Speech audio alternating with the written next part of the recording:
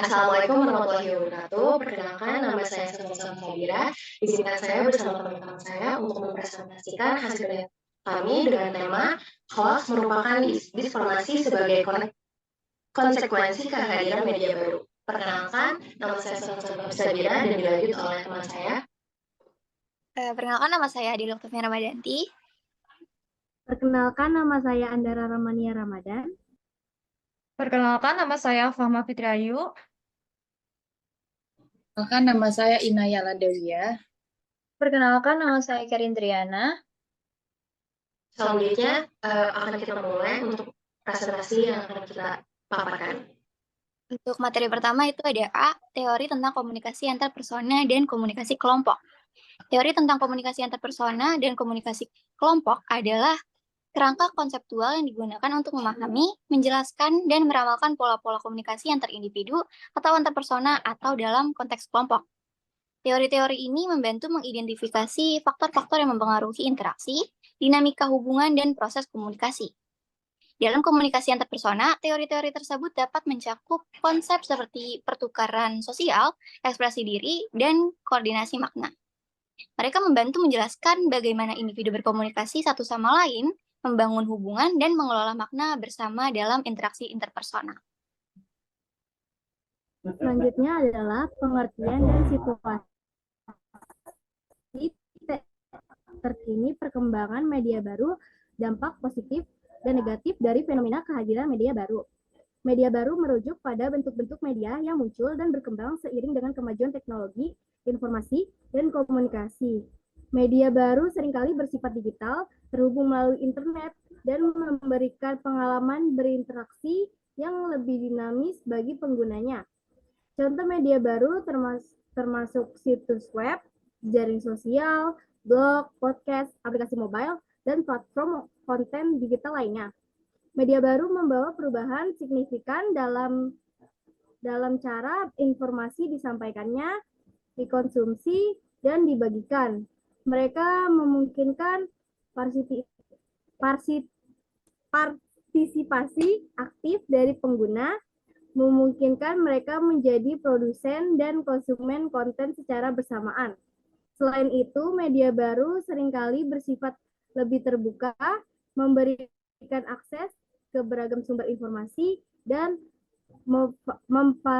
memfasilitasi komunikasi yang lebih cepat dan global. Selanjutnya yaitu dampak positif dan juga dampak negatif pada media baru. Dampak positifnya yaitu pertama, kita bisa mengakses informasi secara global dengan bebas. Yang kedua yaitu pendidikan dan pengetahuan. Platformnya bisa menjadikan sebagai alat pendidikan yang efektif. Yang ketiga yaitu inovasi dan juga kreativitas. Media baru memberikan ruang untuk ekspresi kreatif dan juga inovasi. Dan yang terakhir, perekonomian digital. Media baru menciptakan peluang bisnis baru dan mempercepat pertumbuhan ekonomi digital. Lalu dampak negatifnya yaitu satu, penyebaran informasi palsu atau hoax. Yang kedua, privasi online. Potensi pelanggaran privasi dengan pengumpulan data pribadi, pelacakan online, dan juga risiko kebocoran informasi sensitif. Dan yang terakhir yaitu kecanduan dan gangguan mental. Penggunaan berlebihan media sosial dan teknologi dapat menyebabkan kecanduan digital dan dampak negatif pada kesehatan mental, seperti kecemasan dan juga depresi. Ini merupakan contoh-contoh dari media baru, seperti sosial media, aplikasi-aplikasi yang menggunakan internet, dan sebagainya. Nah, untuk perubahan sosial budaya akibat konsekuensi hadirnya media baru, itu perubahan sosial budaya adalah perubahan fungsi kebudayaan dan perilaku manusia dalam masyarakat. Perubahan sosial budaya juga merupakan perubahan cara hidup seseorang akibat dari adanya penemuan-penemuan baru dalam masyarakat, seperti halnya media sosial yang saat ini dapat merubah perilaku manusia menjadi lebih individual karena lebih mementingkan dunia maya dibandingkan dunia nyata. Wujud perubahan tersebut adalah perubahan gaya berkomunikasi, berkembangnya media sosial mengubah cara kita dalam berkomunikasi. Dahulu jika kita ingin berbicara sesuatu, kita membutuhkan waktu untuk saling bertemu. Namun setelah adanya media baru, kita dapat berkomunikasi hanya melalui media sosial. Hal ini membuktikan bahwa perkembangan media baru dapat menyebabkan perubahan sosial budaya di masyarakat. Selanjutnya, wujud perubahannya yaitu adalah perubahan bahasa. Media baru ini tidak memiliki aturan baku yang berlaku bagi seseorang dalam melakukan interaksi di situs jejaring sosial. Tidak ada tata bahasa baku untuk digunakan pada situasi media baru. Ini membuat masyarakat berkomunikasi semau mereka dengan menciptakan bahasa mereka sendiri tanpa peduli dengan tata bahasa yang baik dan benar dalam berkomunikasi. Selanjutnya ada perubahan pola interaksi. Kebanyakan masyarakat sekarang mengaku mereka dapat menggunakan media baru untuk membuka wawasan dan memperluas pergaulan. Mereka mengaku tanpa bertatap muka dan berkenalan secara langsung, mereka dapat berteman dengan siapa saja dari mana saja dan dapat menemui teman-teman baru di akun-akun media sosial. Kemudian perubahan yang selanjutnya yakni adalah perubahan penampilan.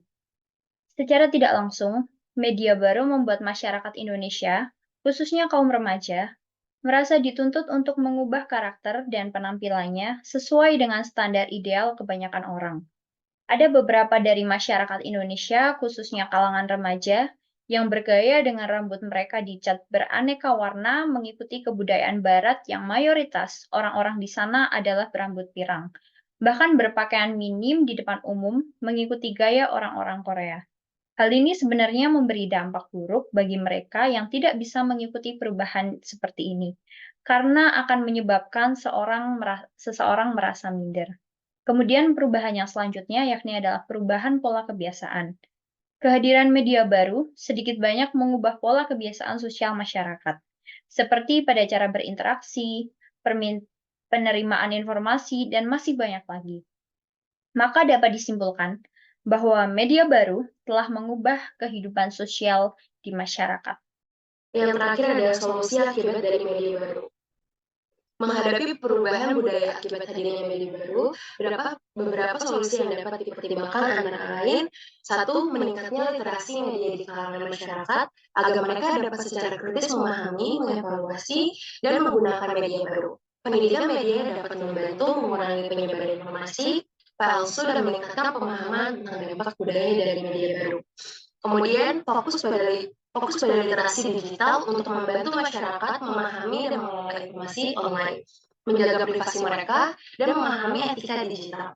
Ini termasuk pengajaran keterampilan seperti verifikasi informasi dan manajemen privasi online.